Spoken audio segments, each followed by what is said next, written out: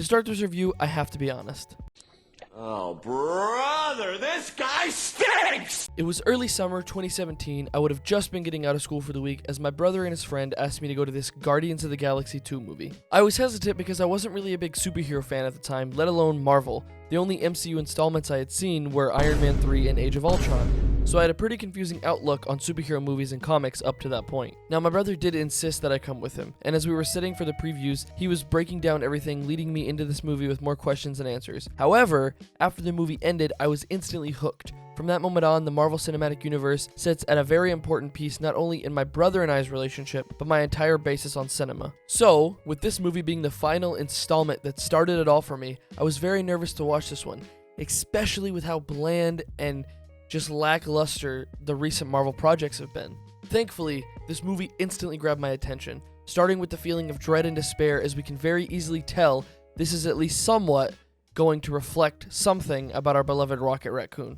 Not only the terrifying hand of the High Evolutionary, but also getting into some darker themes very early on by Peter and his alcoholism due to his loss of Gamora. We very early get an established theme of the film itself, which is funny because the Guardians are supposed to be this fun, relaxed group that we just watch to relax and laugh. Nothing like the feeling of Endgame or Infinity War. This, in opinion, is one of, if not the top most depressing and thoughtful entries in the entire MCU.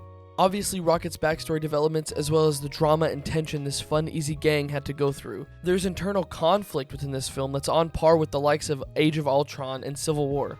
I think one of my favorite things overall was watching the characters each blossom into their own full circle maturity. Like, if I could choose to have Gamora rejoin the Guardians, hell, if I could even have the OG Guardians stay the OG Guardians, of course I would.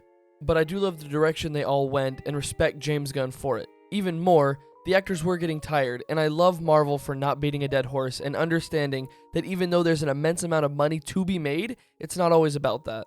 The overall rawness this movie felt was astounding, and although there were plenty of jokes and comedy, much anticipated by this group, there was a forever feeling of dread throughout the film. The High Evolutionary was on par, if not surpassing Kang. Obviously, I'm a little fanboy for Nutsection, but they are definitely better at writing all-around villains. The fact that he was so upset not only at his face, but that such a waste lump of biological matter such as Rocket would surpass him in intelligence in such a short lifespan. The savagery of his actions toward all those around him, he definitely brought it. I mean, just the way he acted with all the other actors and treated everyone around him like they were just scum. It is concerning how well this actor can pull that off. The scene where Lila died and the absolute sinister nature of the Evolutionary was such a great watch, and also, like I said, very concerning. And speaking of Lila, I adored the scene in the sky or the afterlife, and it was Lila to stop Rocket and tell him about how he can join them, but not yet. Both my girlfriend and my brother saw me sob like a child. One of the last things that I loved that I saw when I watched the movie the second time was the High Evolutionary said that they had a good pluck to them. And I think that's paying homage to... If all we come at him with is a plucky attitude... Dude, don't call us plucky. We don't know what it means. I think the ending was perfect, and I love that they allowed the Guardians to find their own endings with such somber peace, as opposed to them hitting the old sacrifice button. And I really feel like the No Sleep Till Brooklyn fight scene that kind of showcased all of them was on par with some of the best, like the Avengers in New York City 2012 kind of stuff. Ain't no thing like me except me. I'm just quickly addressing some cons here, and thankfully there weren't many. If I had to reach into my bag, I'd definitely pluck that Peter not once donning the iconic mask, even after revealing it had been fixed from Guardians of the Galaxy 2 to Infinity War. Thankfully, our lovely James Gunn had a funny solution in his Twitter.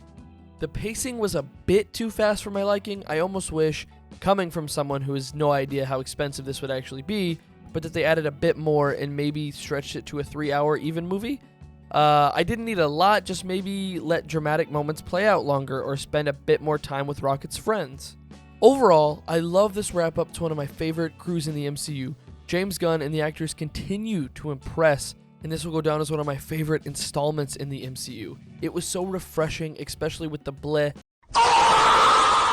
content that Marvel's been putting out recently. The film gets a 9 out of 10, and I really hope they keep this momentum. Anyways, guys, that is the third episode of Critical Chris. I do hope you guys enjoyed. Make sure you smash a subscribe or smash a like, whatever the cool kids say. I have a Discord subreddit and Google Forms all in the description, So feel free to join on any of those and check out my other content, also linked in the description. Give me any suggestions. I would love to review a movie, show, YouTube channel, or video, anything you want. I almost died there in my throat. But really, I would like to give you guys content that keeps you coming back. I'm so glad that you came here today, and I will see you guys next week.